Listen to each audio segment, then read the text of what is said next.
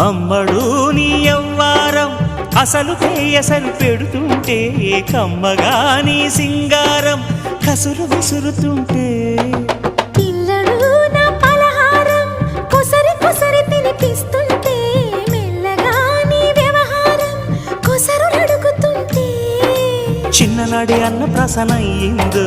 కన్నెదాని వన్నె ప్రసన అవ్వాలోయ్ అమ్మ చేతి గోరు ముద్ద తిన్నాను అందగాడి గోటి ముద్ర కావాలో